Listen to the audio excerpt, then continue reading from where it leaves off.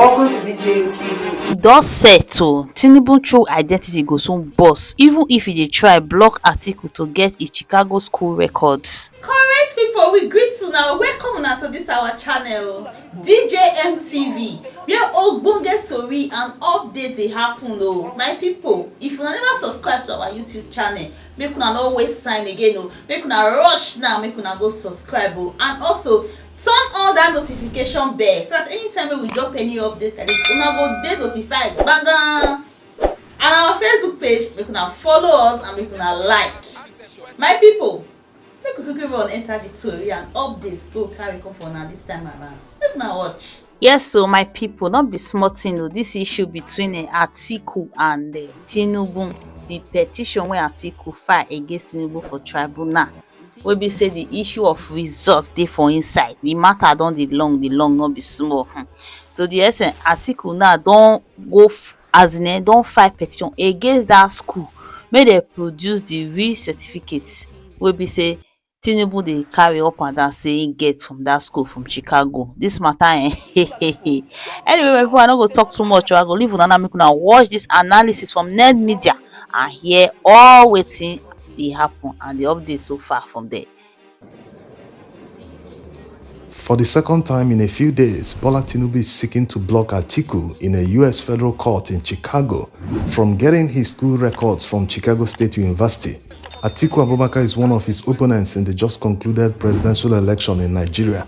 Atiku filed this motion because the certificate that Tinubu submitted to the Nigerian Electoral Commission is different from the one that Chicago State University issued at the time. So when Atiku discovered this, he had to subpoena Chicago State University to produce the certificate that they issued Tinubu when he graduated from the university. This, they obliged him at the time, and Atiku went ahead to submit it in evidence in court, where he's currently challenging the election and declaration of Bola Tinubu as president. According to Nigeria's constitution, anyone who presents a forged certificate to the Independent Electoral Commission while contesting for an elective position stands disqualified if it is proven. So based on this, Atiku wants the court to disqualify Tinubu because the certificate he submitted is different from the certificate that Chicago State University issued.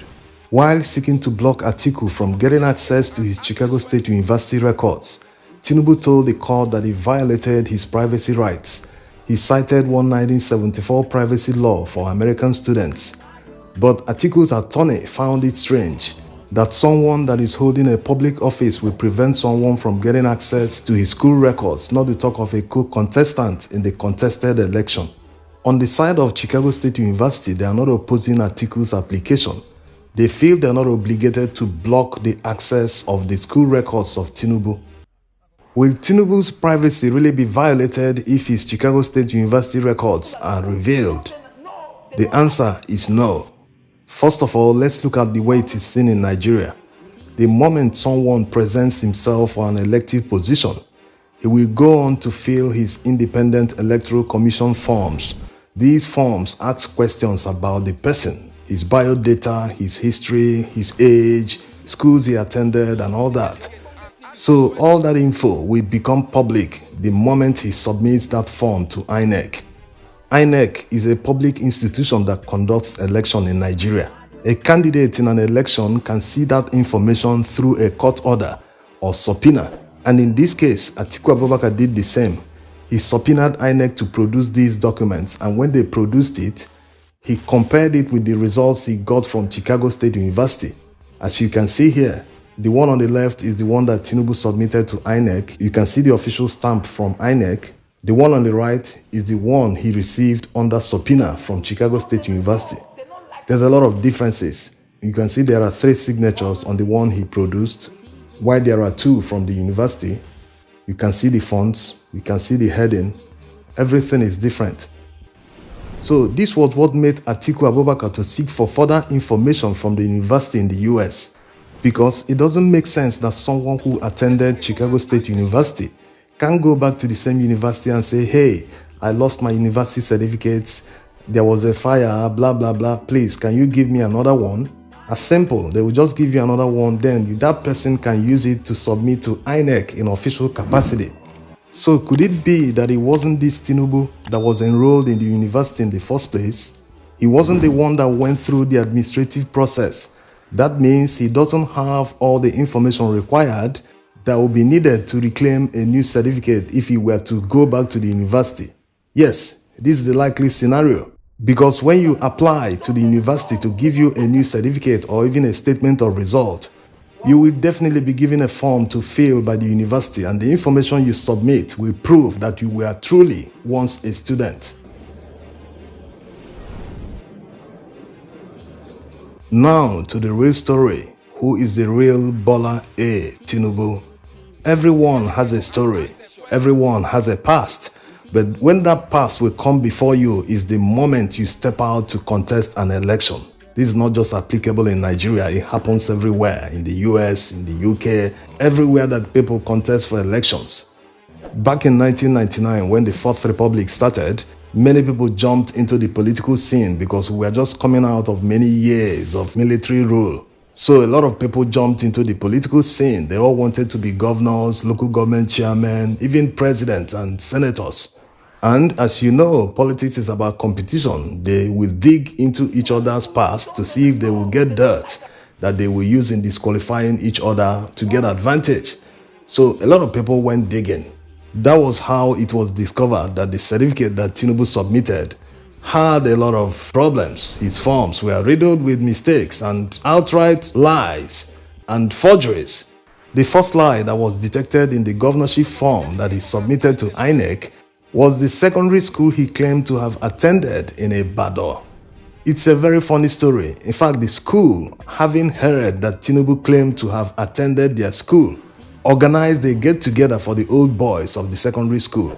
But while they were still in planning stages of the event, some of the old boys said they didn't know Tinubu. Many of them, when they were asked, none of them knew him. It became an embarrassment to the extent that the school had to cancel the event.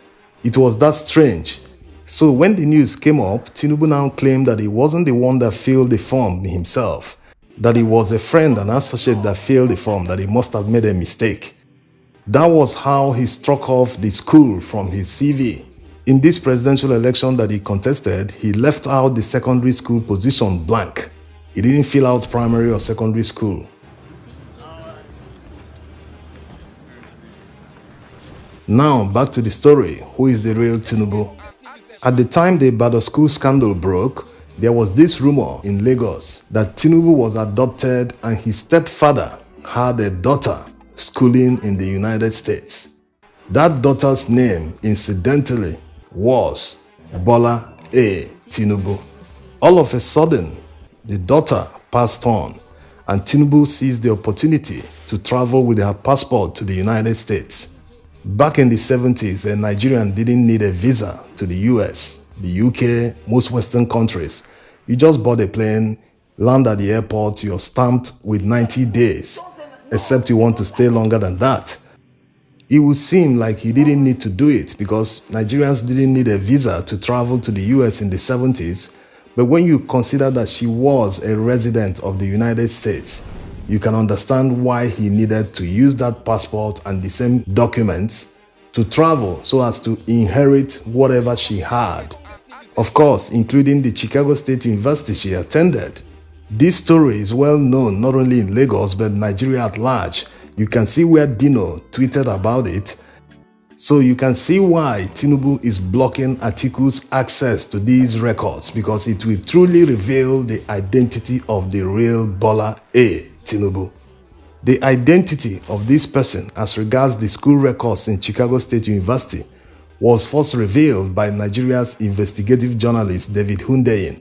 This was last year before the presidential election. Atiku didn't take it seriously then because he went viral. We also made a video about it because of the gravity of the offense. As an investigative journalist, Hundeyin had to research on all the candidates contesting the presidential election, and one stood out because of his past, having a history of forgeries and scandals relating to documents. But before they revealed that the person that was admitted in the university was female, many people thought that it was just a rumor, that it didn't really happen. But that reveal brought it to limelight. That's why Atiku is now seeking those documents to present to court that the person is an impersonator, that this person wasn't the one that went to the university.